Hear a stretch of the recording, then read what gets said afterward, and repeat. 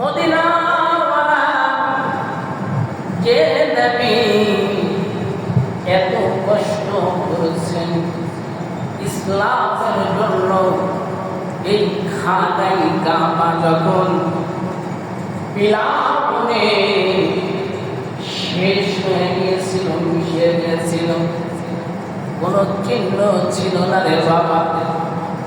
এই খানায় কাবাকে যখন মেরামতের জন্য কুরাইশ বংশের বড় বড় লিডাররা আবু জাহেল, আবু লাহাব, উতবা, শাইবা, এই সমস্ত লিডাররা পাহাড় থেকে পাথরের খণ্ড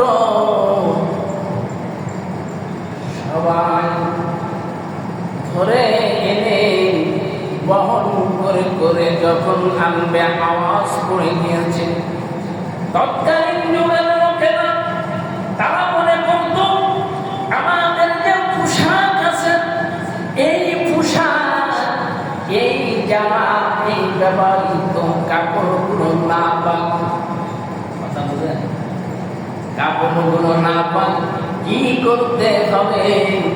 এই কাপড়গুলো শরীর থেকে খুলে আলাদা করতে হবে।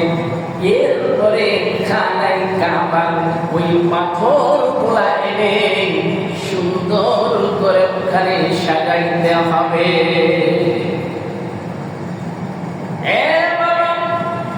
এই সেই খানায় কাবা, কাফেররা তাদের এমন একটা চিন্তা ধারণা ছিল, এই খানায় কাবা, এই নিরাপদের পাথরটা আছে, পাথর আসওয়াদ, যে পাথরটা বাদাম জান্নাতি পাথর, এই পাথর এটা ছিল সাদা পাথর, আল্লাহ জান্নাত থেকে আনছেন আমার আপনাকে মাফ করার জন্য, গুনাহ মুক্ত করার জন্য।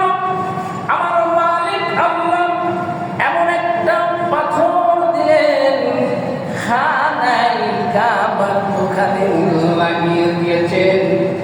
হাজি আমরা পাগলের বেশে এমন সাদা কাপড় একটা পরে দে বাবা, একটা গায়ে দিয়া লাভবাই বলতে বলতে দৌড়াইতে থাকে।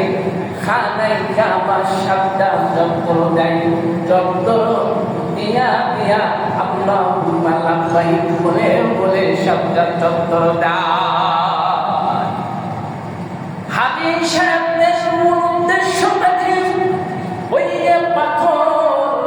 পাথরে যারা চুম্বন দিতে পারবে রে বাবা, তাদের জীবন ধন্য, তাদের এই সিনাটা পরিষ্কার আল্লাহ করে দেয়। আল্লাহ রাসূল সাল্লাল্লাহু আলাইহি ওয়াসাল্লামকে যখন কুরআন নাযিল করেছিলেন, যখন আল্লাহর পয়গম্বরকে বলছিলেন নবী পড়েন ইকরা, ইকরা যখন পড়তে বলেছিলেন, আমার নবী বারবার জবান বিলাইতেছিলেন, রাসূলকে সান্ত্বনা দিলেন।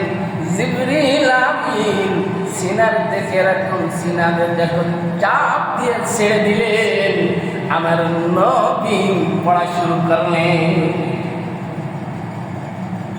এইখানে কাবার যখন এই পাথরে যখন চুম্বন করবেন, আল্লাহ সুবহানাহু ওয়া তাআলা একজন বান্দাকে গুনার জিন্দেগি কালা কলবিয়া, অন্তর কালানিয়া, কলুষিত অন্তর নিয়া আল্লাহ কোন বান্দাকে জান্নাত দিবে না।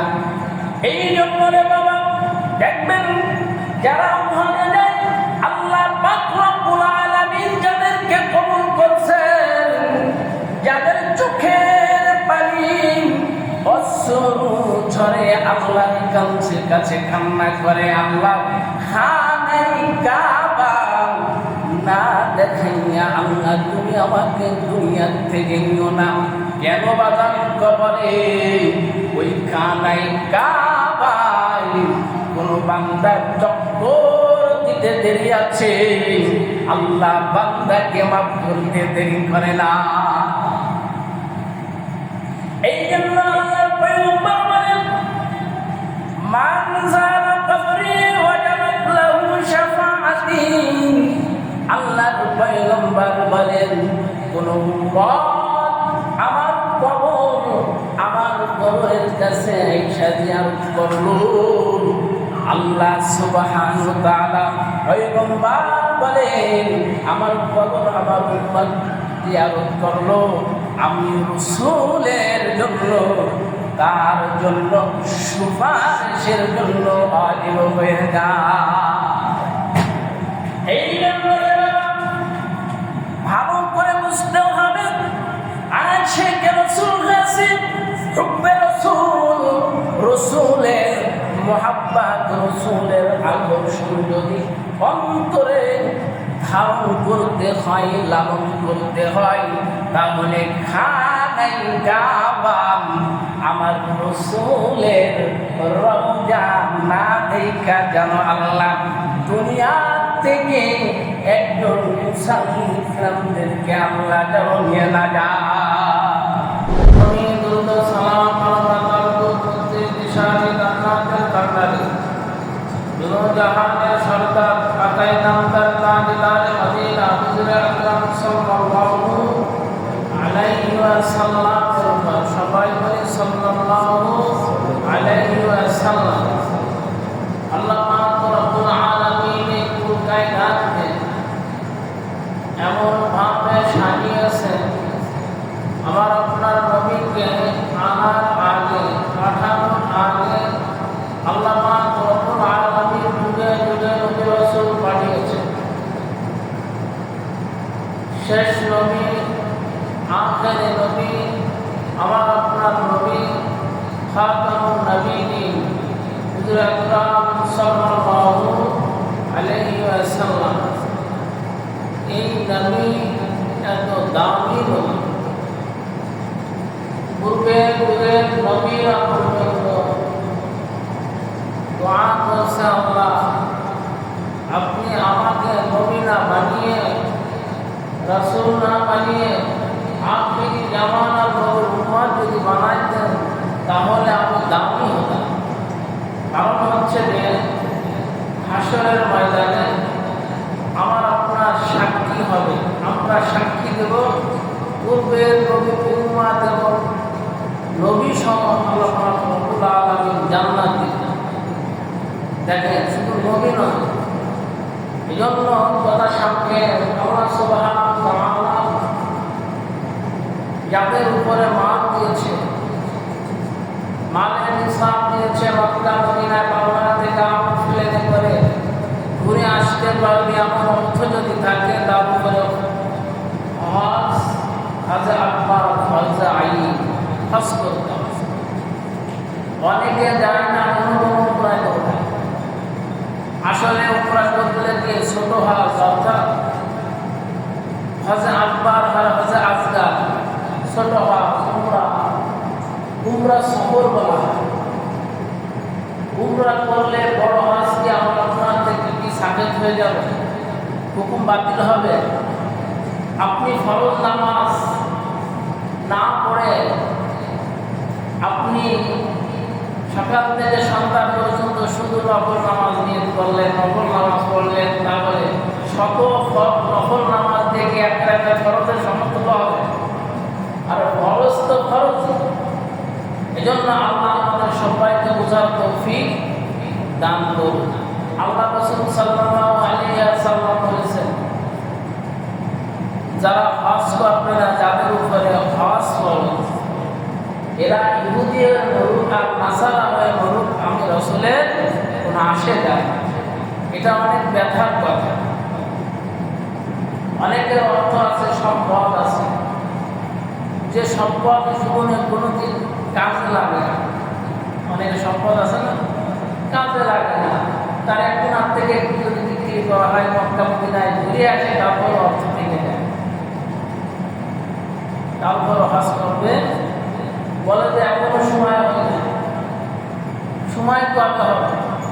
আল্লাহ বলতেছে বান্দা সূরা রহমানের ভিতরে 32 জায়গায় আল্লাহ বলতেছে যে বান্দা তুমি আমার কোন কোন নিয়ামতকে অস্বীকার করো, তোমার তো কতই কিছু আমি আল্লাহ দিয়েছি, এর মানুষ আপনি তোমার কোন কোন নিয়ামতকে তুমি অস্বীকার করো। আমি আইয়া রব্বিকুমা তুকাজ্জিবান, আল্লাহ বলছে যে বান্দা তুমি আমার কোন কোন নিয়ামতকে তুমি অস্বীকার করো। যে আমি আল্লাহ তোমাকে শ্বাস করো, শ্বাস তুমি স্বচ্ছ শ্বাস নিবা, কার্বন অক্সাইড আর বের করা, বের যদি না করে দিতাম তুমি তো লাশ আগে দম আটকে, তাহলে তুমি আমার কোন কোন নিয়ামতকে তুমি অস্বীকার। চোখের ভিতরে যদি একটা ক্ষুদ্র থেকে ক্ষুদ্র যদি একটা বাবু কণা মানে একটা মাথা চুল পর্যন্ত যদি আঘাত করে, তারপর কি আপনি ডিস্টার্ব দেন? দেখেন আল্লাহ পাক রব্বুল আলামিন চোখের নজর দিয়ে আপনি নজর করতেছেন, কত সুন্দর দেখতে পাচ্ছি।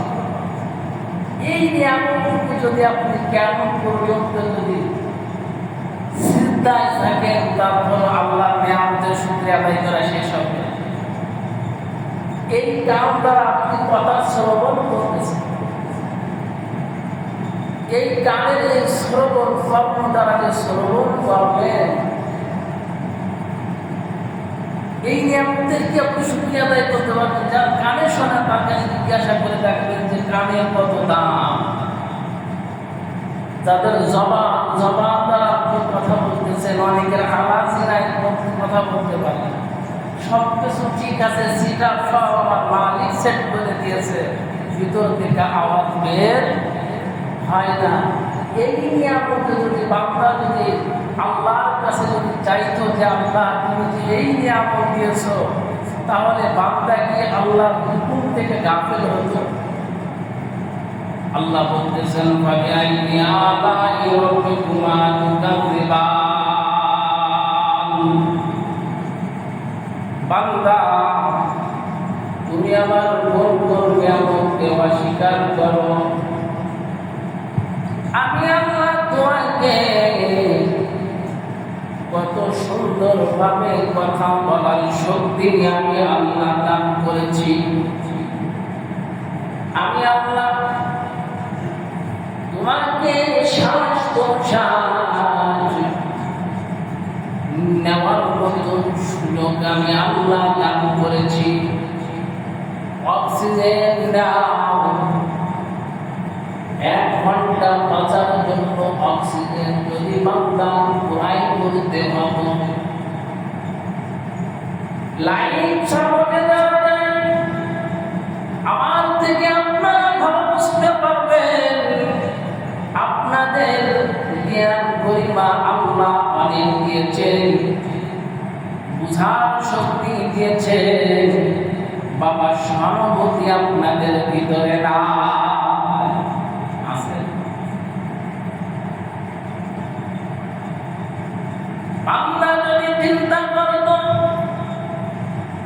আল্লাহ আমাকে অর্থ দিয়েছে, আমি খানায় দামায় জিয়ারত করে আসবো, ও বাবা আমার আপনার দিন নাই মন নাই, আল্লাহর কাছে যাওয়া নাই।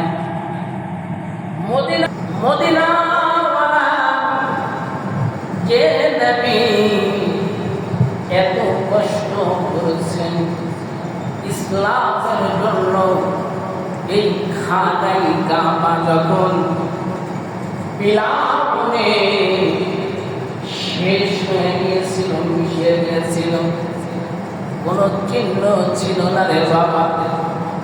এই খানাই কাবাকে যখন মেরামতের জন্য কুরাইশ বংশের বড় বড় লিডাররা আবু জাহেল, আবু লাহাব, উতবা, শাইবা, এই সমস্ত লিডার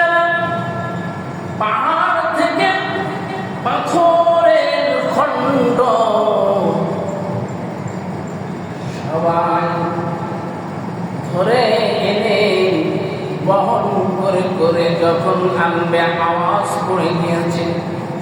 তৎকালীন যুগের লোকেরা তারা মনে করত আমাদের যে পোশাক আছে, এই পোশাক, এই জামা, এই ব্যবহৃত কাপড়গুলো না পাক, কথা বুঝলেন, কাপড়গুলো না পাক কি করতে হবে? এই কাপড়গুলো শরীর থেকে খুলে আলাদা করতে হবে। এরপরে খানায় কাবার ওই পাথরগুলা এনে সুন্দর করে ওখানে সাজাইতে হবে।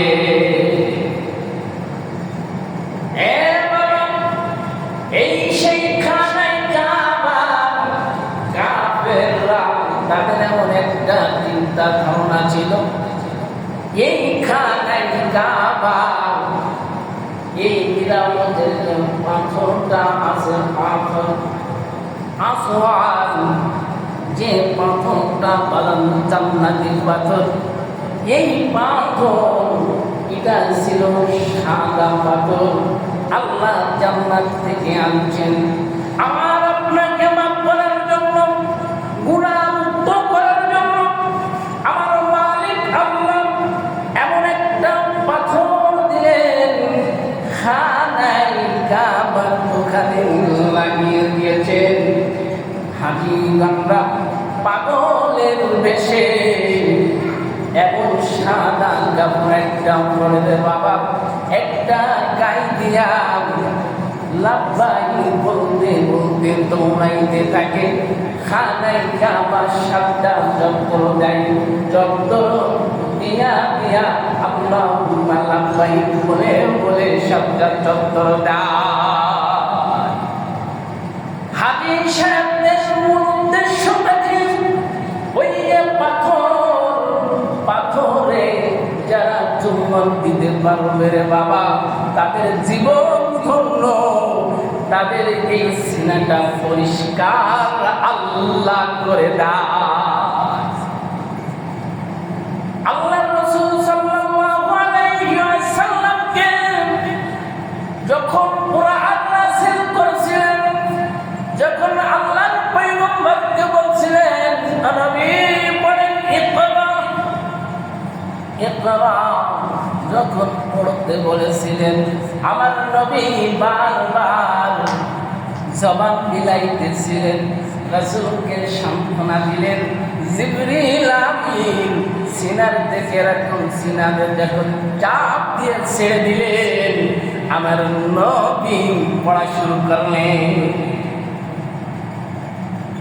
এইখানে কাবার যখন এই পাথরে যখন চুম্বন করবেন, আল্লাহ সুবহানাহু ওয়া তাআলা একজন বান্দাকে গুনার জিন্দেগি কালা পাল্টিয়া অন্তর কালারিয়া কলুষিত অন্তর নিয়া আল্লাহ কোন বান্দাকে জান্নাত দিবে না।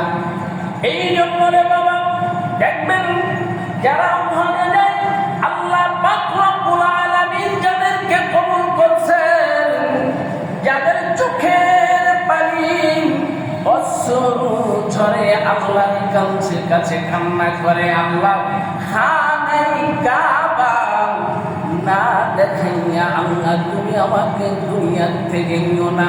কেন বাজান কবরে ওই খানায় কাবায় কোন বান্দার চক্কর দিতে দেরি আছে, আল্লাহ বান্দাকে মাফ করতে দেরি করে না। এই জন্য আল্লাহর পয়গম্বর বলেন, মান যারা কবরি ওয়াজাবাত লাহু শাফাআতি। আল্লাহর পয়গম্বর বলেন, কোন উম্মত আমার কবরের কাছে আয়েশা জিয়ারত করলো, আল্লাহ সুবহানাহু ওয়া তাআলা পয়গম্বর বলেন, আমার কবর আমার উম্মত জিয়ারত করলো, আমি রাসূলের জন্য তার জন্য সুপারিশের জন্য ওয়াজিব হয়ে যায়। এই জন্য ভালো করে বুঝতে হবে, আশিকে রাসূল হয়েছে, হুব্বে রাসূল, রাসূলের মুহাব্বত, রাসূলের আকর্ষণ যদি অন্তরে ধারণ করতে হয়, লালন করতে হয়, তাহলে খানাই কাবা আমার রাসূলের রওজা না দেখা যেন আল্লাহ দুনিয়া থেকে একজন মুসলমানদেরকে আল্লাহ যেন নিয়ে না যায়।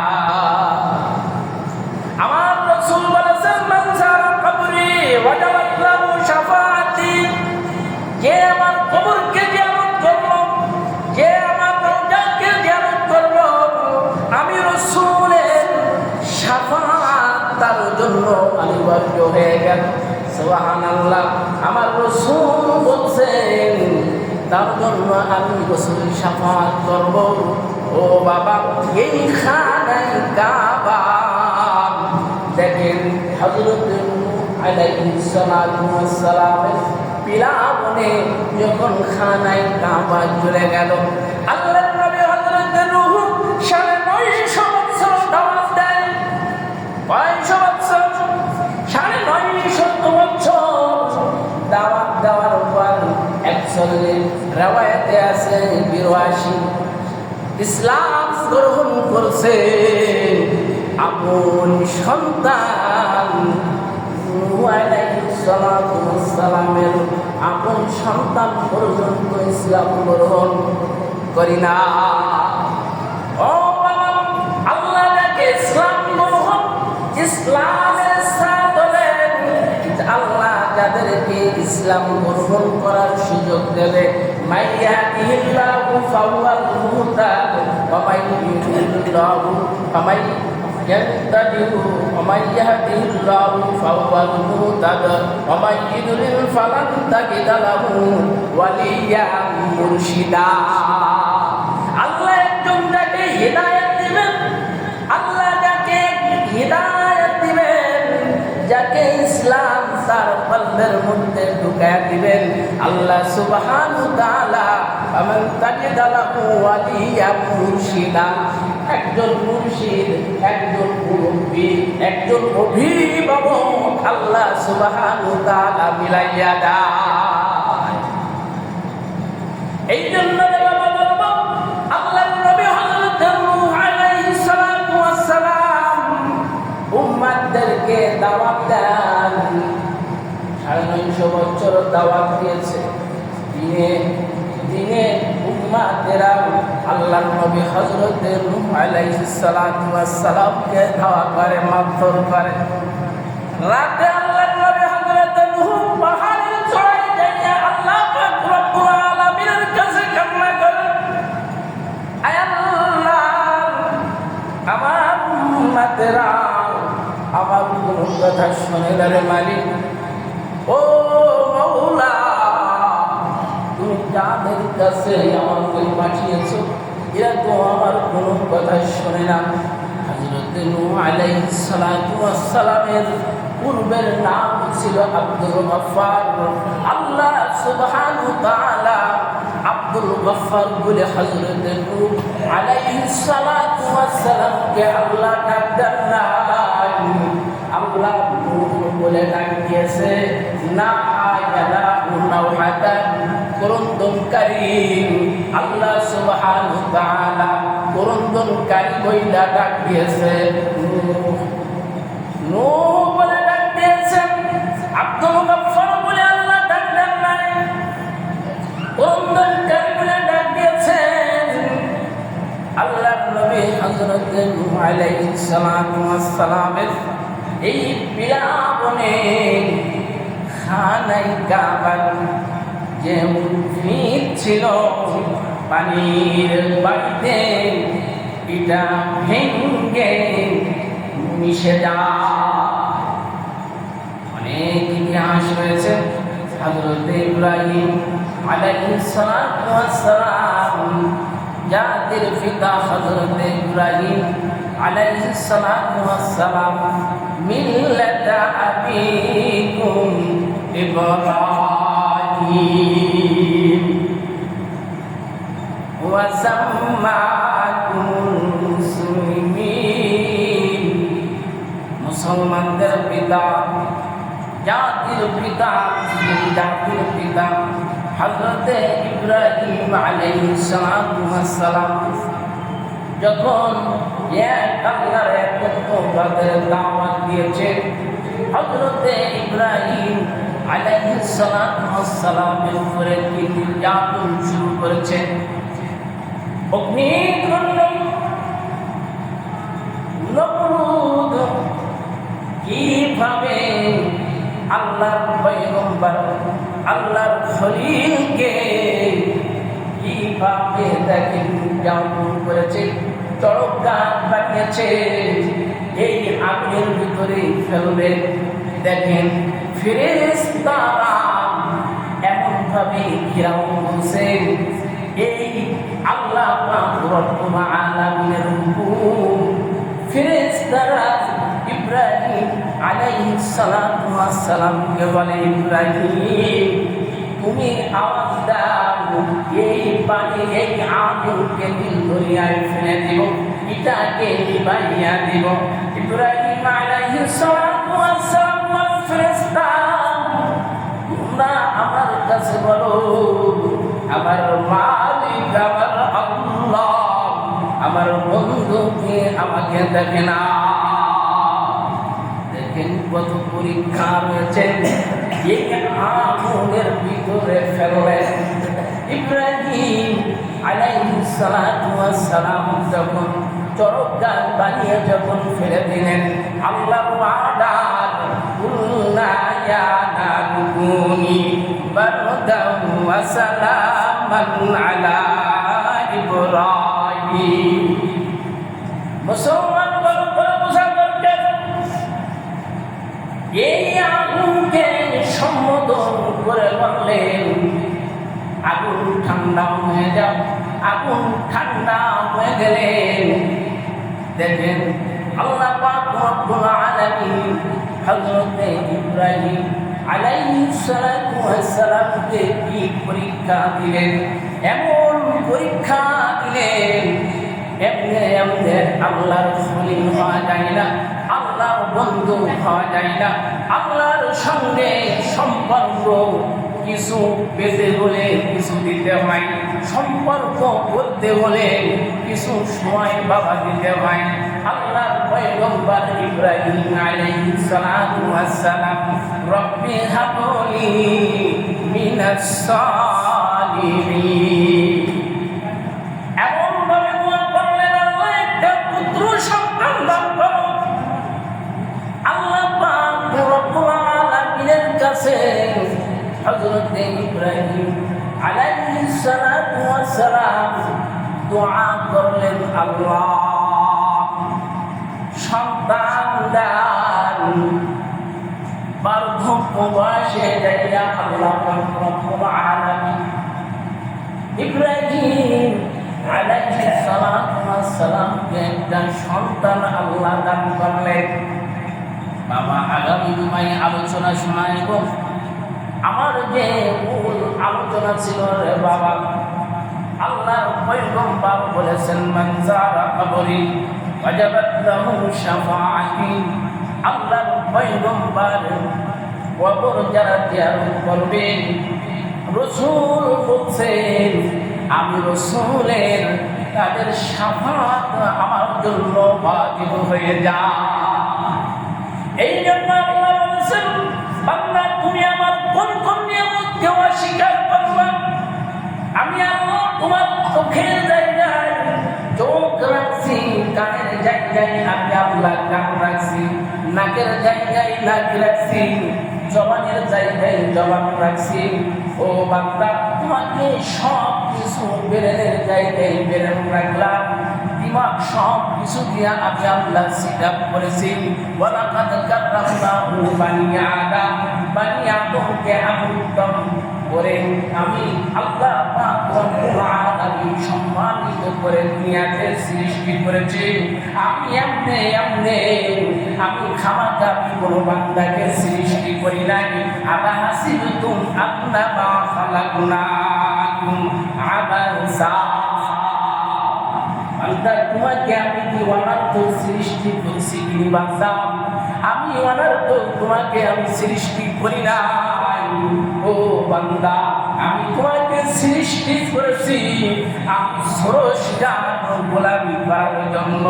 ইব্রাহিম যেমন আমার খলিল হয়েছে, বন্ধু হয়েছে, তুমি তাদের সন্তান, তোমারও আমার বন্ধু হইতে গেলে তোমার পরীক্ষা আসবে, তোমার উপরে টর্চারিং হইবে বান্দা, তোমার উপরে বিপদ আসবে, তোমার উপরে রোগ শোক আসবে বান্দা। ওয়াসবির আলা মা আসাবা ইন্না যালিকা মিন আযমিল উমুর। আল্লাহ পাক রব্বুল আলামিন আমাদের সবাইকে সবরের সঙ্গে ঈমানের সঙ্গে 5 ওয়াক্ত নামাজ আদায় করে আল্লাহ পাক রব্বুল আলামিন কবরে দেওয়ার তৌফিক দান। আমিন।